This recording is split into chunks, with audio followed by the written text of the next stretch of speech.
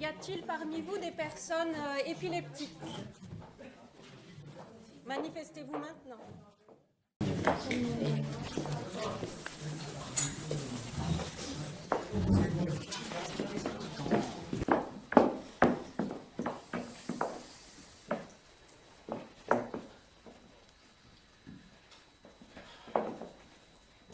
Si l'enfant est né mort, il faut quand même, tout de même, déclarer sa naissance et déclarer sa mort, et un médecin devra attester que la mort a précédé la naissance, ainsi que cela commence. S'il arrivait à quelqu'un de trouver un enfant nouveau-né, comme ça, je ne sais pas, dans la rue, Saint-Vincent-de-Paul, etc., il devrait en faire la déclaration immédiatement, que l'enfant soit né mort, vivant ou jumeau, à double titre, même histoire, pas d'autre méthode. Lors de la déclaration,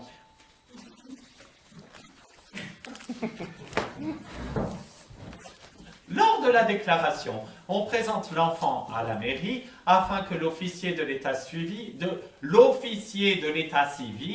puisse constater le sexe, distinguer le garçon de la fille et inversement. Avec ça, on ne plaisante pas.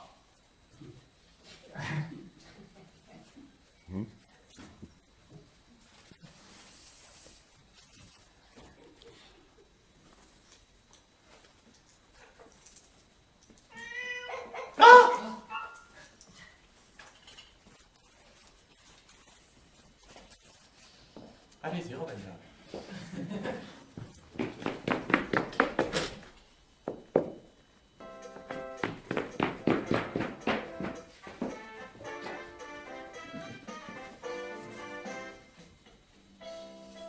Bonsoir, je suis donc tante Françoise et je suis ravie de vous recevoir aujourd'hui pour cette conférence des règles du savoir-vivre dans la société moderne.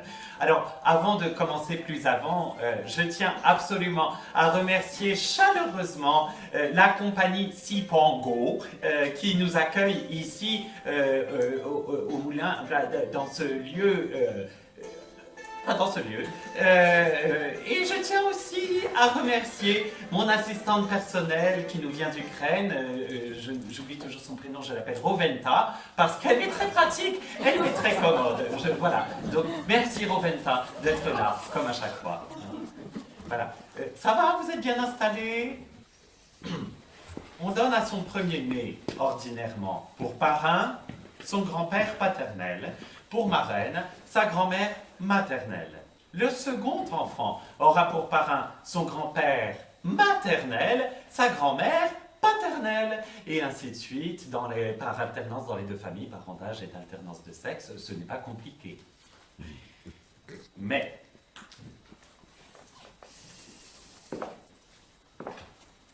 si on veut bien y réfléchir, et je suis là pour ça, coutume déplorable ne saurait dire autrement et explique pourquoi. On peut aussi, ce n'est pas une mauvaise idée, on peut aussi souhaiter procurer à son enfant des appuis extérieurs à la famille, ou lorsqu'on y réfléchit.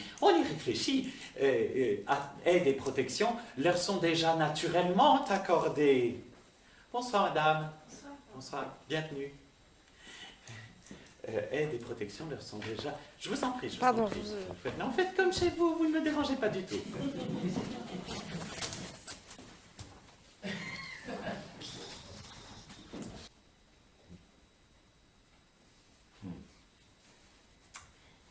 Quelques personnes douées des biens de la fortune sont sans enfants.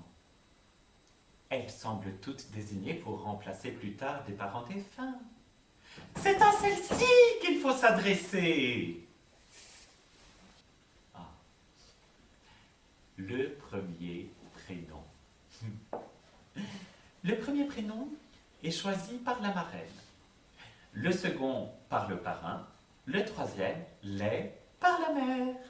Mais le parrain, quant à lui, laisse toujours le choix du prénom au père et mère et à la marraine. Les prénoms, donc je recommence, sont choisis par le père, la mère et la marraine. Le premier, les par la marraine, le deuxième, les par le père et la mère, le troisième, les par la mère. Ce n'est pas compliqué. Si vous voulez, parrain et marraine, poussez plus avant la complexité du choix du prénom et établir relation entre le prénom choisi et quelques notions d'ordre général. Souvenez-vous que Georges signifie travailleur de la terre. Il peut paraître fastidieux d'être éclairé sur ces étymologies. Il peut paraître fastidieux. Et d'une manière générale, fastidieux d'être éclairé, et de fait, en cette circonstance, éclairé sur ces étymologies. Mais on voudra bien réfléchir tout de même. Je suis là pour ça. On voudra bien réfléchir qu'il est bon en cette circonstance, en toute circonstance d'ailleurs, l'ai déjà dit, on voudra bien réfléchir qu'il est bon d'être éclairé pour ne pas donner le prénom de Maximilien à un enfant né de parents minuscules et auquel il ressemblera, ni le prénom de Maurice à un enfant dont il est à craindre que la mère ait fréquenté à l'excès les dancings au professeur mulâtre. On rit. On plaisante et on sombre sans le savoir dans l'infamie. Ainsi, toujours que cela continue. Je fais mes choses, je vous laisse un instant, faites les vôtres. Rovenpa.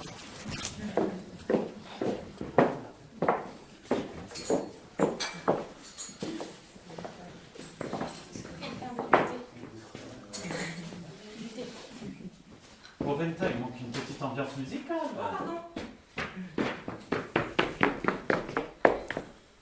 Ah, le service, c'est tout ce que c'est que.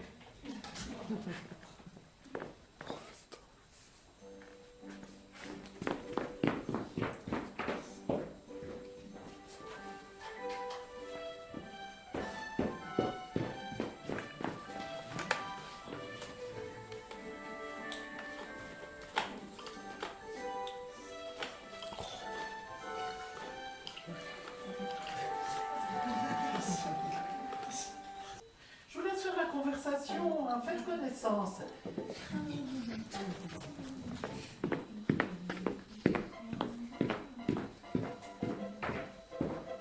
Ah, j'aime beaucoup ça. C'est casse-machin, là. Si par contre, vous avez le goût de la nouveauté, imaginons cela. Consultez l'almanach des noms de baptême. Vous y trouverez des noms de saints et de saintes parfaitement authentiques et qui feront honneur à votre compétence et à votre éducation. Pour les garçons, quelques propositions amusantes.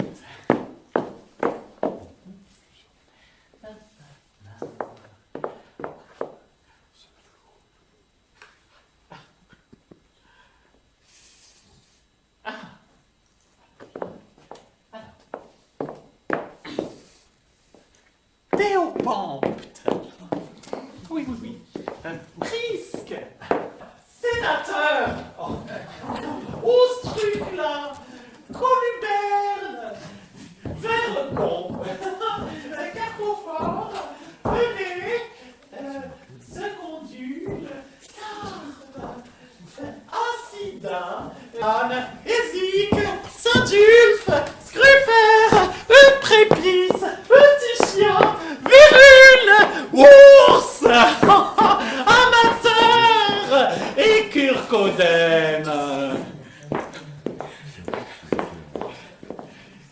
Et pour les filles,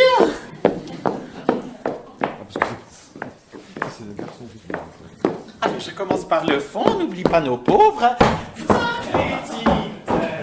Prisque, alors Prisque, on l'a déjà eu en prénom masculin, mais il existe dans les deux genres.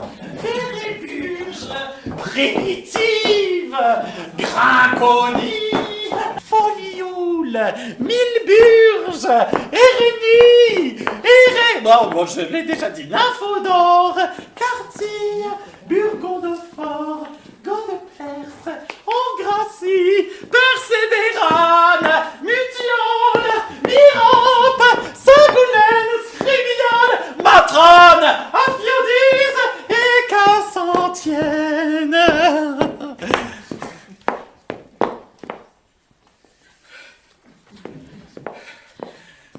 Vous pouvez choisir dans cette liste de saints et de saintes. Elle est authentique.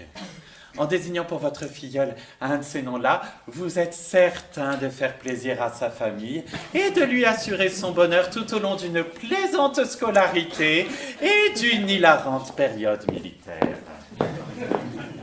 Ainsi que cela continue.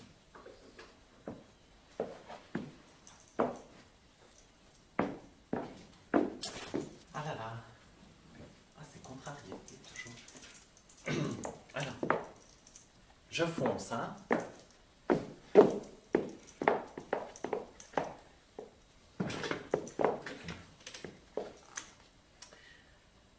L'enfant baptisé, le filleul précédemment cité, a grandi. Il est devenu jeune homme. Il distingue une jeune fille. Il la voit, on lui montre. Il croit l'aimer. Il souhaite de la prendre pour femme, de l'épouser, de se marier et lui faire des enfants. Mais il ne va pas de but en blanc la demander en mariage. Il s'ouvre de ses intentions à ses parents, ou à leur défaut, s'ils sont absents, envisageable mort possible, à son protecteur, supérieur, ami, ou encore... Oui, madame, absolument, il y a plusieurs personnes qui suivent, ça me fait plaisir. Oui, à son parrain ou à sa marraine, effectivement. Alors, il est encore préférable, plus fort, habile, que des amis communs réunissent les jeunes gens à un dîner intime, organisé pour la circonstance, cela va sans dire, et auquel assistent, est-il besoin de le préciser, les parents de la jeune fille. On imagine mal, je l'espère, la jeune fille partant dîner seule avec l'homme qui la souhaite épouser. On règle toutes ces choses, car des fiançailles, un mariage... la vie, en général, sont une longue suite de choses à régler, on ne saurait l'oublier, et il serait imbécile de se laisser déborder par les futilités accessoires que sont les sentiments. Ah.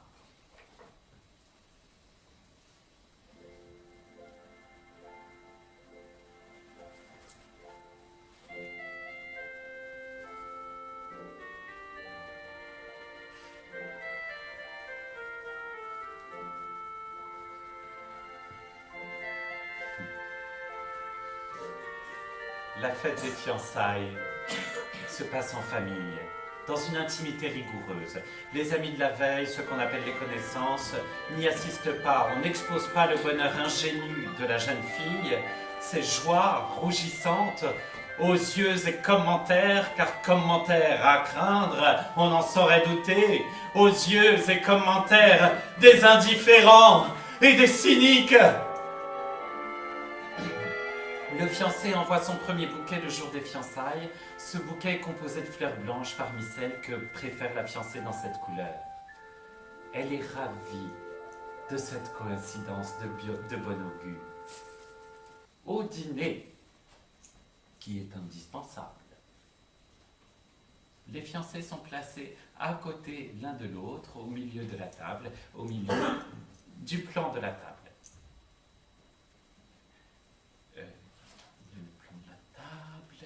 Ils sont traités en héros du jour, car ils le sont. Ils ont en face d'eux le père et la mère de la fiancée. Le père du fiancé est assis à côté de la maîtresse de maison, la mère de la fiancée, si l'on a bien voulu suivre. La mère du fiancé est assise à côté du maître de maison, le père de la fiancée. Je n'insiste pas, c'est simple. Les personnes, ah oui, les personnes qui ont négocié le mariage, parce que bien de négociation tout de même qu'il fut question. Hein. Les ambassadeurs, appelons-les ainsi, si le mot négociateur choque. Les ambassadeurs sont assis à côté des parents, à côté des fiancés, c'est-à-dire, si l'on a bien voulu fournir un léger effort de concentration sur la géométrie de l'espace, en face, juste de la mère. La mère de qui?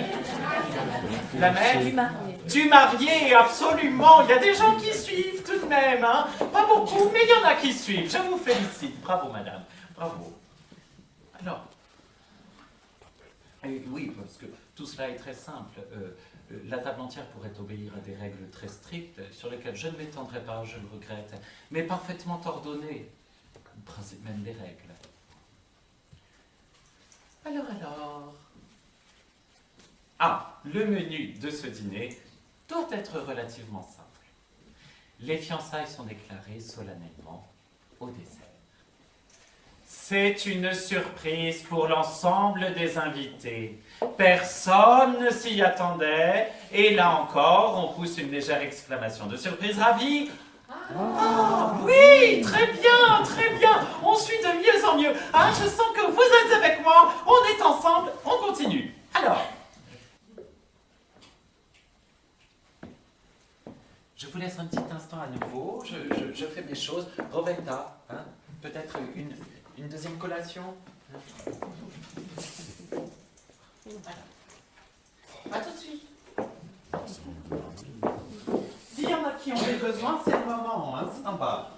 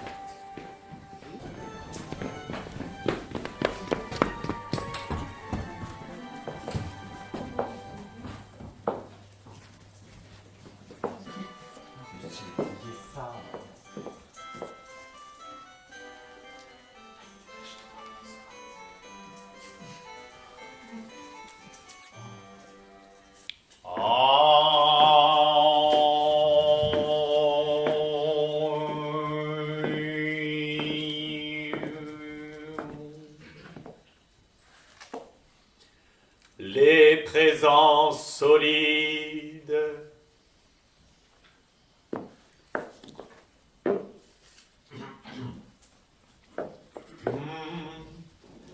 Les présences solides d'une valeur intrinsèque. Entendons par là qui pourrait être monnayé ou revendu par la fiancée, rougissante toujours, ou par ses parents ou tuteurs, si parents morts, envisageables. Les présents solides, concrets, les choses et les objets qu'on peut échanger et vendre. Les présents solides ne sont autorisés qu'à partir du jour où l'on fait les réglementations d'argent et où l'organisation et la répartition des biens, dots, futurs héritages et legs ont été mis noir sur blanc. Oh, le lophophore. Roventa, le lophophore.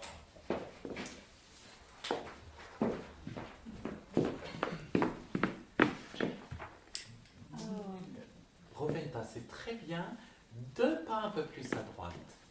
Voilà. Le lophophore. Le lophophore est un genre de gallinacé des montagnes des Indes, au riche plumage très recherché, et de fait c'est une originale parure pour les robes et les vêtements, dont la solidité, autant que la surprenante beauté, explique la faveur. Le lophophore. Le contrat se signe souvent chez le notaire, mais quand le notaire se rend chez les parents de la fiancée, Toutes les personnes intéressées s'y assemblent. Quand le contrat se signe chez les pères et la mère de la fiancée, il est toujours suivi d'un dîner auquel est convié le notaire. Parfois, le contrat se signe au milieu d'une soirée qui réunit bon nombre d'invités. Les conversations et les divertissements s'interrompent. Hop, le notaire donne une lecture du contrat. Tout le monde est très surpris. On dit... Oh, oui, alors c'était petit, hein. Tout le monde est très surpris. On dit... Oui, c'est mieux, c'est mieux. Quelle belle surprise. Oh.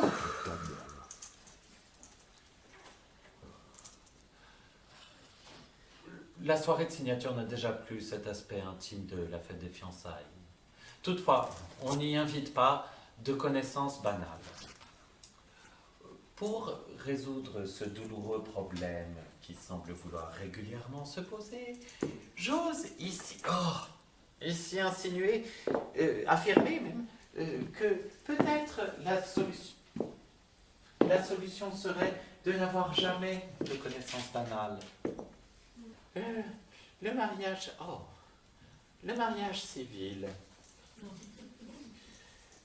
Le mariage civil précède le mariage religieux. Mais on ne se marie jamais depuis le premier dimanche de l'Avent jusqu'à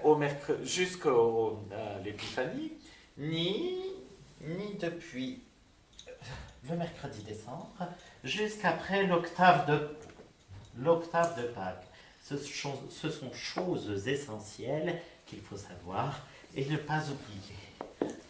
Évidemment, on peut toujours obtenir avec relation, chèque ou minauderie des dispenses efficaces pour célébrer le mariage dans ces intervalles.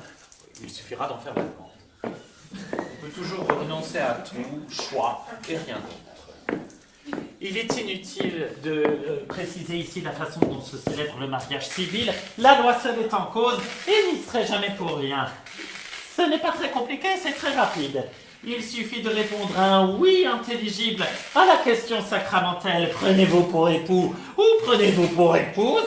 Oui, et c'est tout réglé. La mariée signe la première l'acte de mariage et ensuite elle passe la plume au marié qui la salue obligatoire et lui répond en souriant, c'est le moins qu'il puisse faire. Merci, madame. Il est le premier à lui donner le titre, c'est très amusant. Roventa.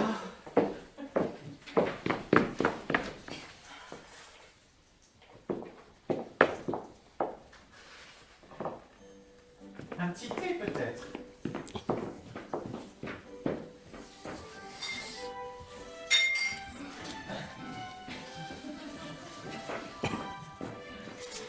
Oh. Bon, allez, on se le partage.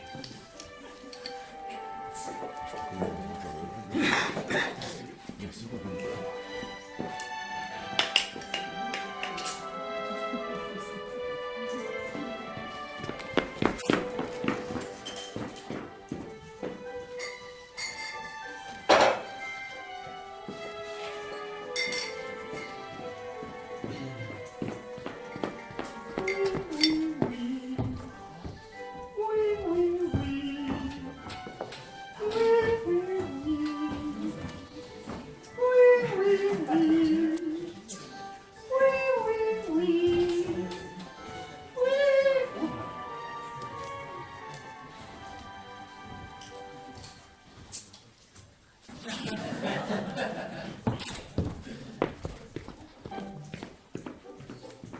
C'est encore qu'à ce machin.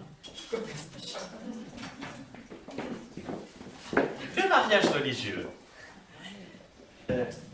On monte en voiture pour se rendre à l'église. La mariée occupe la première voiture. Elle a son père et sa mère avec elle. Dans la deuxième voiture, le marié, accompagné de ses parents, Les témoins occupent les troisième et quatrième voitures avec des parents démariés. Ce ne sont pas des jeunes filles.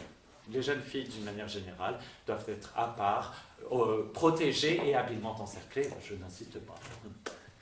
Les autres invités s'arrangent des autres voitures, je ne saurais tout prévoir.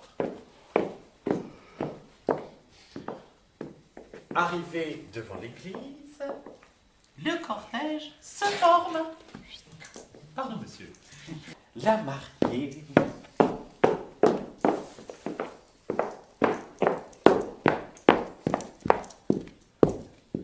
La mariée s'avance sans porter les yeux autour d'elle. Elle marche droit vers ce qui l'attend. Bon, le marié et la mariée écoutent assis l'allocution que le prêtre leur donne. Celui-ci se tient debout sur les marches de l'autel, mais bien évidemment, il s'avance vers les mariés pour les unir. Le marié et la mariée se lèvent alors.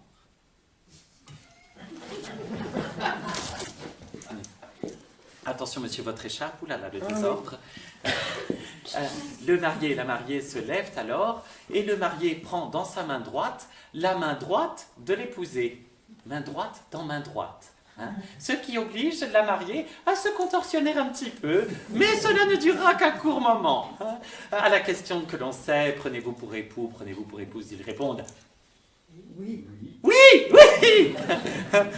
Ils ne désunissent pas leurs mains pour s'agenouiller sous la bénédiction du prêtre et l'aspersion d'eau, car aspersion. Si on a bien voulu s'entraîner chez soi, s'agenouiller en se tenant main droite dans main droite n'est pas si difficile. On ne se marie qu'une fois, et après tout, tout n'est jamais question que de volonté, même sous aspersion. Merci beaucoup.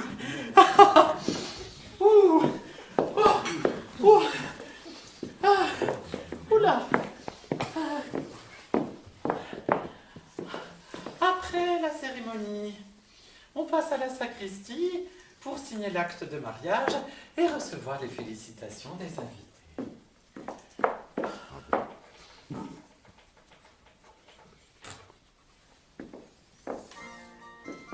Ah, le bal. Le bal est ouvert par la mariée avec l'invité auquel on souhaite marquer le plus de déférence.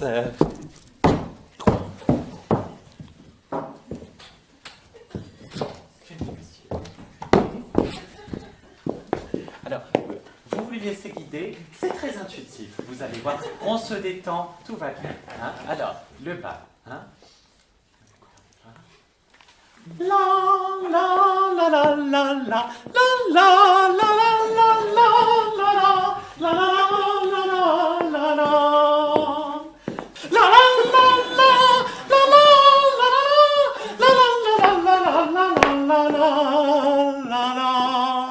On applaudit très fort l'invité à qui on souhaite témoigner le plus de déférence.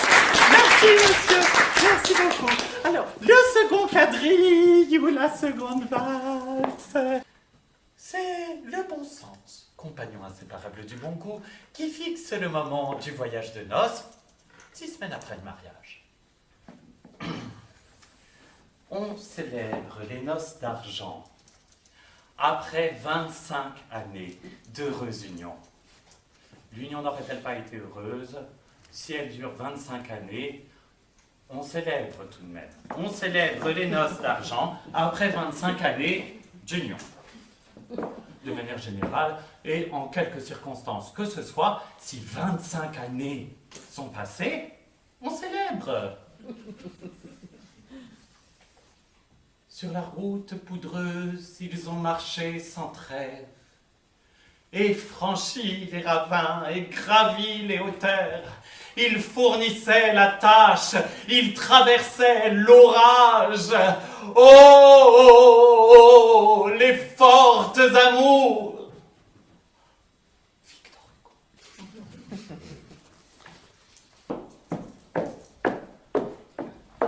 célèbre les noces d'or après 50 années d'heureuse union. L'union n'aurait-elle pas été heureuse 50 années? On célèbre. Roventa.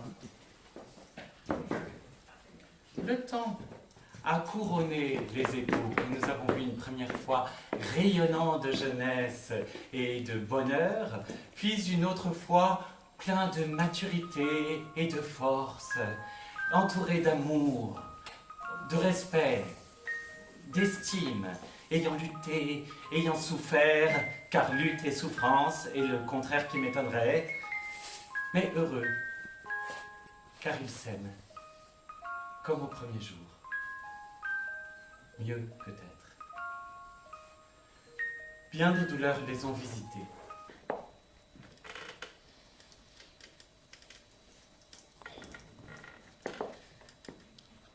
Il n'est personne qui échappe au malheur de perdre l'un des siens, on a pu le deviner déjà. C'est possible, logique et envisageable.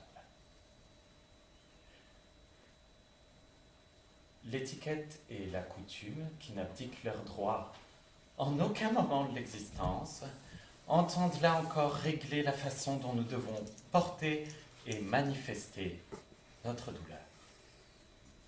On ferme les portes, les volets, les persiennes, on allume des bougies, on éloigne les jeunes enfants c'est la vie, et de la vie il ne doit pas être question. On marche doucement, on parle bas, on baisse la radio. Le corbillard s'ébranle, les corbillards s'ébranlent, toujours. Ce sont des mots qui vont très bien ensemble.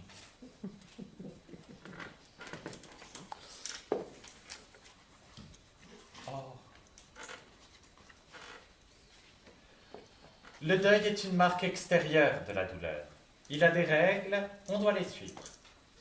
Le deuil de veuve dure 2 ans, le grand deuil très austère toute une année. Robe de laine unie, voile sur le visage, châle en pointe, bas noir en fil ou en laine, les gants pareils, corbeau et rien de plus, ni fantaisie, ni fioriture et pas de rouge à lèvres. Mais 2 mois avant la fin, on rétablit le 5 o'clock tea. On donne un dîner, on assiste au concert, on sifflote dans son bain. Le deuil terminé, on réapparaît dans les sauteries, car sauterie et rien d'autre. On ne danse pas encore, on regarde, mais le pied sous la table marque déjà la mesure. On va au théâtre français ou à l'opéra. On danse la gigue, on va au Moulin des Roches. Ce ne sont plus que mauvais souvenirs, car souvenir tout ça et rien d'autre. On songe à se marier, on ferait bien un enfant. On le déclarait à la mairie de l'arrondissement. Ainsi que cela n'en finit jamais de se passer.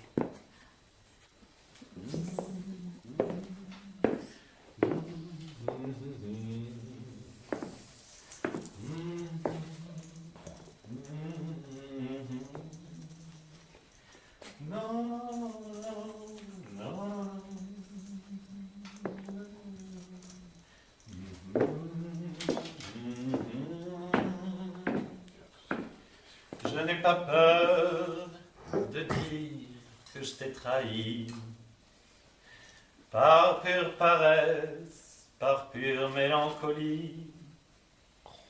Contre toi et le diable, j'ai choisi le plus confortable, mais tout cela n'est pas pourquoi je me sens coupable, mon cher ami. Je n'ai pas peur de dire que j'ai triché. Non, que tu me fais peur. Je n'ai pas peur de dire que tu me fais peur. Avec ton espoir et ton grand sens de l'honneur, tu me donnes envie de tout détruire, de t'arracher le beau sourire, mais même ça n'est pas pourquoi je me sens coupable, c'est ça le pire. Je me sens coupable parce que j'ai l'habitude.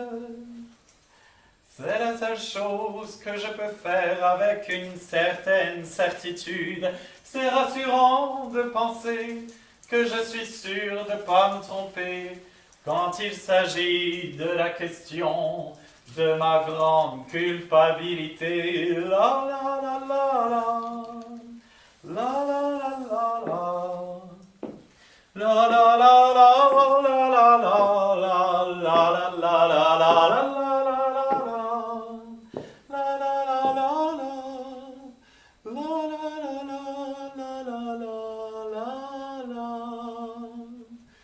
Je n'ai pas peur de dire que j'ai triché. J'ai mis le plus pur de mes pensées sur le marché. Tu me donnes envie de laisser tomber toute cette idée de vérité. Je garderai pour me guider plaisir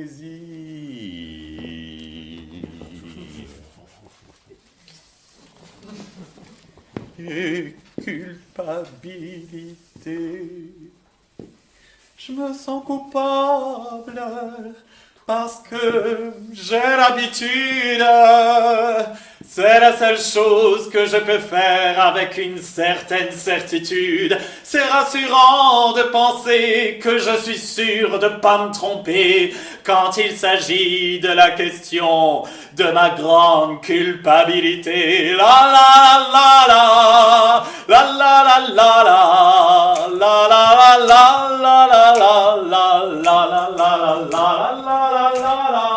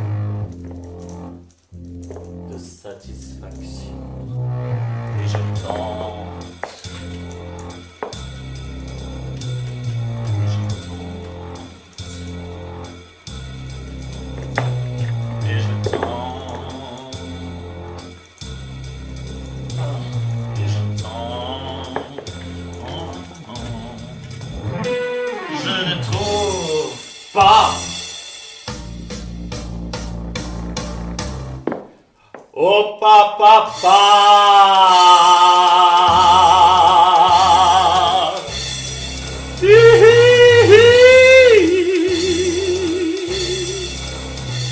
quand je conduis ma voiture et ce mec me parle à la radio, il me raconte de plus en plus d'inutiles informations censées embraser mon imagination. Et je ne trouve pas,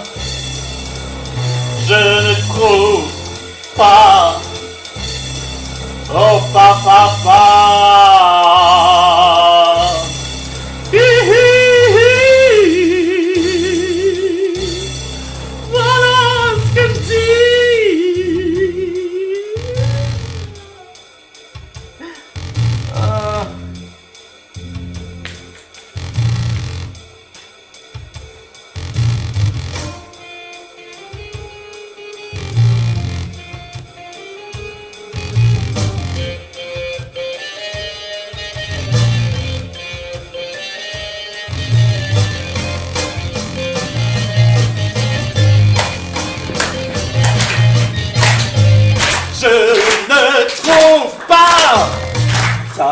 satisfaction. Je ne trouve pas de réaction. Et je tente, et je tente, et je tente, et je tente, je ne trouve pas. Je ne trouve pas. Quand je conduis, quand je regarde ma télé, et ce mec est là pour me raconter comment mes chemises peuvent être blanches. Mais il peut pas être un homme parce qu'il ne fume pas les mêmes cigarettes que moi. Je ne trouve pas. Hop, hop, hop,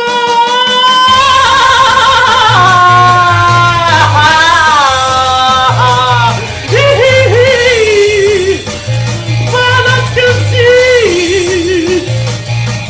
Quand je conduis à travers le monde et je signe ceci et je fais cela et j'essaie de me taper une meuf qui me dit bébé, reviens la semaine prochaine. Là tu vois, je suis dans des pertes sans fin. Ouais, j'ai mes règles. Non, tu peux pas savoir ce que c'est. Ah, je ne trouve pas. Ah, je ne trouve pas. Je ne trouve pas de satisfaction. Je ne trouve pas de satisfaction. Avec moi tous les insatisfaits. Pas de satisfaction. Je ne trouve pas de satisfaction. Je ne trouve pas de satisfaction. Je ne trouve pas de satisfaction. Oh non, non, non, non, non, jamais, jamais aucune satisfaction. Ah, wouh, oh.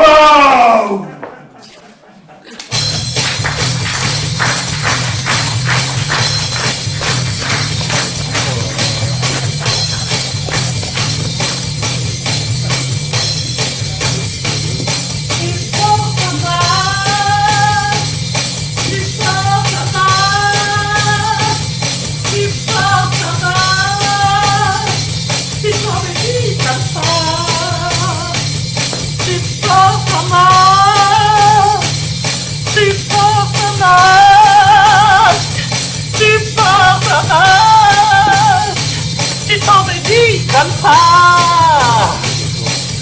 Es-tu mon ami?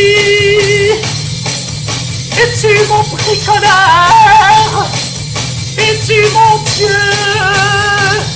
Quel masque es-tu? Que tu portes un masque? Tu portes un masque? Tu portes un masque? Quel masque es-tu? Compliqué, retors, s'enfuit, caché, hurlant, se cabrant, tremblant, s'imposant, bête humaine assoiffée de désirs impatients, à garde, tremblant et se débattant dans la rue, dans la passe, dans l'ascenseur, à la fête, au salon, au bureau, dans la chambre, à la morgue, déblatérant, mentant, agissant par écran, réfléchissant, rêvant, draguant, jouissant par écran, altruiste en selfie, humaniste Instagram, activiste Photoshop, déblatérant, mentant, forçant, brutalisant, trahissant, violent, pour convaincre qui donc que tu sais, que tu tiens, que tu gagnes, que t'assures, que tu contrôles. Ce n'est pas à peine la possibilité d'être aimé, de faire preuve de douceur. Trop consciente des exigences insatiables.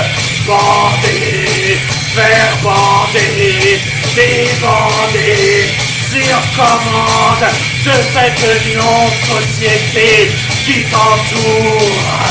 Étudiant, sexy, en short, diplômé, charmant, citadin cool, militante, excitée dans la jungle, entremetteur souriant, proxénète bienveillant, pute et gigolo, bien soumis en télétravail, et tous les voyeurs aussi, bien plantés dans leur poste de visionnaires.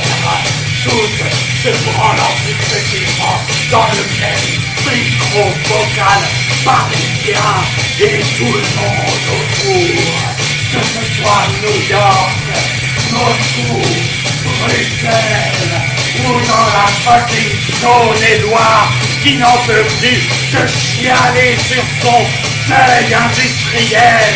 Tout le monde s'y lèche et se fait l'ironie à la place des couilles à la place de la cervelle à la place de l'âme. Où est l'âme? Où est l'amour? Où suis-je? Tu portes un masque, tu portes un masque, tu portes un masque. Quel masque es-tu?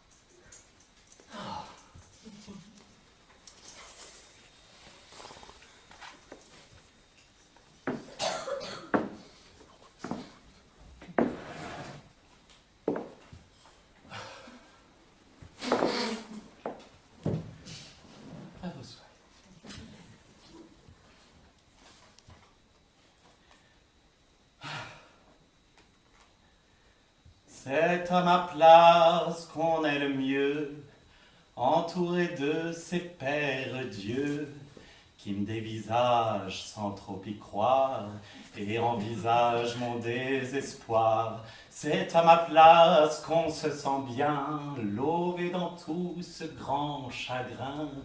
Hypothétique, mes chers amis, ce n'est pathétique que vu d'ici. C'est pas le fauteuil qui fait la place, moi j'ai bien le cul entre deux chaises, j'y plante une plume, ça me met à l'aise, la la la la la la la la.